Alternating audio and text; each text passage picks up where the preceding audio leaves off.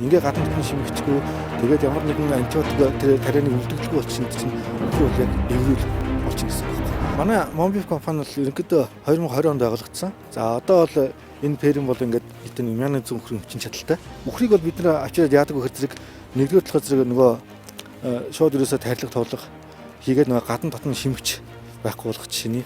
За шаардлагатай үзлэг онцлогоогоо хийгээд яг хүлээж авна. 100 хоногийн хугацаанд ингэж яг байнгын малын имч байлгаад 14 хоногт нарийнч үзлэг ингээ хийгээ хорцог ямар ч тэр өхөрд бол асуудал байхгүй болчих гэсэн. Ингээ гадна дотны шимэгчгүй тэгээд ямар нэгэн антибиотик тэр тарианы үлдэгдэлгүй болчихсон гэдэг чинь өхөр бол яг эврүүл болчих гэсэн үг байна. Тэжээлийн тусгай жорын дагуу эхний 15 хоногт нь бол ингээд юу гэх тэр өхрийг тэжээл дасгаад за дараагийн хоногт нэг борлтын анх шатны үе тэгээд онд үе борлтын төгсгөл үе хийгээд өхрийн чинь махыг бол яг гой шинтэй тэр зөөлөн шүүслэг гэдгийг чиг утгаар нь хийгээд ингээ гаргаж байна.